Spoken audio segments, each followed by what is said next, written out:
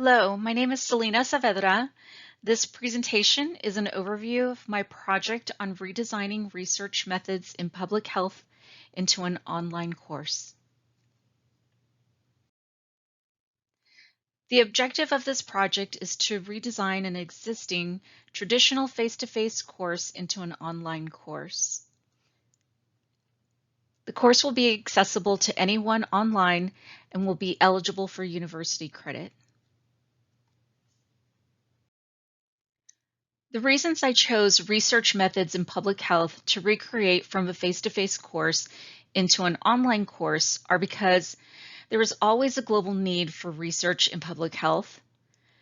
Also, there are multiple opportunities for students all over the world in public health, including community health, nutritional health, and social and behavioral health, among others. Of course, there's always more need for research and more researchers to do the work. Students will also learn many of the 21st century skills such as critical thinking, problem solving, decision making, and collaboration.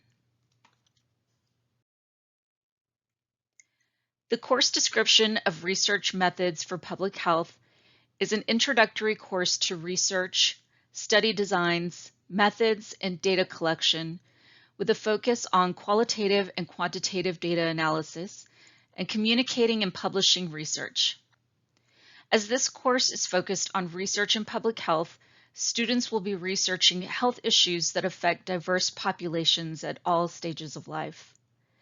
The course will guide students through the planning and creating hypothetical research designs, collecting data, and writing a research report.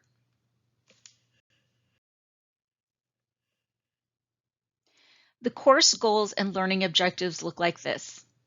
The main goals of the course are to establish methods of research, develop research plans, create and organize research designs, collect, analyze, and synthesize data, and to have students prepare and deliver their data.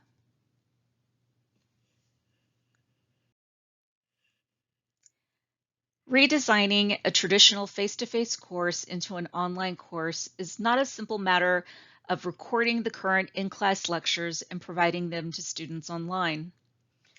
The redesign should incorporate educational technology by enhancing the content of the subject. Too much media in an online course could negatively affect students' success in learning. The key factors for the face-to-face course and the new online course are twofold. There's the content, which is delivered through the learning objectives and educational technology. You can see in the example of the first lesson in the course, the differences in the objectives and technology from the face-to-face lesson and the online lesson. The second set of factors are the people involved, the instructors and the students. Again, in the first lesson, there are differences in how the instructor will lead the lesson, and a significant difference in how students manage the lesson. Instructors will also provide more direct and empathetic responses to students' questions and concerns through online communications, and will need to adapt traditional exams to multiple choice type quizzes. I received some questions about how multiple choice quizzes will demonstrate successful learning, so I will talk about that in the next slide. Students will also need to adjust their way of thinking about learning online. Students must be much more self-directed in how they learn and motivate themselves to study, and stay aligned with assignments and timelines. Students should be advised on how to set studying goals for themselves, create clean, comfortable, and quiet study environments, and know when to take breaks. So here's some information on creating multiple choice questions that can truly benefit assessing student success in learning. While it seems that most multiple choice questions are only testing for comprehension, you can see that by intentionally implementing Bloom's taxonomy multiple choice questions can be created to test students' ability to analyze information, apply learned facts and principles, and evaluate situations by making correct judgments and decisions. It takes time and plenty of thought, but it can be accomplished. To convert this face-to-face course, Research in Public Health, into an online course, I'm going to provide an example by breaking the course down to focus on the first module, which is establishing research methods. The first step is to reestablish the learning objectives. I need to narrow the objectives to be more precise and succinct when applying them to the online course. To break this down a bit further, I will focus on the first lesson of this module as a 3-hour lesson. The objective in the face-to-face course is, by the end of the lesson, students will be able to describe the research process in 8 steps. So to be more direct for the online lesson, by the end of the lesson, students will be able to state the 8 research steps and describe the purpose of each step. The delivery systems for the online course will include the Canvas Learning Management System and Coursera, which is a global online platform that offers free courses and opportunities to earn course credit, professional certificates, and degrees online. The reason I chose both systems is for those students who are taking the course at university for course credit, I wanted to be sure that the instructor is able to provide direct and timely feedback to the students. Although Coursera is also a communication platform, from what I've heard from students who have taken courses on Coursera, there's little to no immediate feedback from instructors. So for those students around the world who want to take the course for the opportunity of learning about research methods and may not need as much direct feedback, the use of Coursera seemed to be a good solution.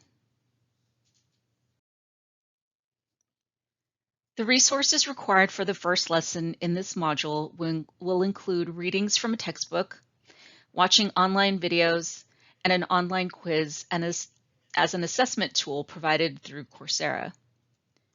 The objectives in the lesson will require about 3 hours that include reading, watching videos, and taking a quiz.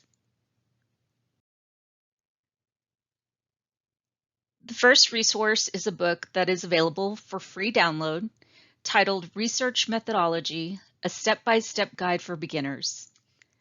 For this 3-hour lesson, students will spend about an hour and a half reading through chapters 1 and 2. The next set of resources are a few videos from a series of YouTube videos by Greg Martin called Global Health Series. These are short videos full of information on research methods and public health. They will take about 30 minutes of time to watch and review. Finally, students will have an hour to take the online multiple choice quiz for this lesson. The quiz will contain 30 multiple choice questions that will allow students to demonstrate successful learning, and they will be able to get immediate feedback on their results. I found plenty of good resources to assist in writing good multiple choice questions. The breakdown of the converted face-to-face lesson into an online lesson displays the detail and intentional focus that is required for the redesign. The example of this lesson within the first module does not fully recognize the necessary components of an engaging and successful online learning experience. The second and third lessons in the module could also display interactive group activities that all take place through the e-learning platforms. Students could utilize the group forum to share ideas, provide study examples, and collect and create a research framework. What may seem to be a simple transfer of moving face-to-face lectures and in-class activities have been thoughtfully integrated into well-timed online activities and established resources to create this online lesson. Students, instructors, content and technology, all have a role in the redesign process. Of course, the final redesigned course would require the instructional designer to follow through with the entire ADDIE process to ensure a successful online course design. Assessment and evaluation provided by the students will create a more apparent view of the success of the online course.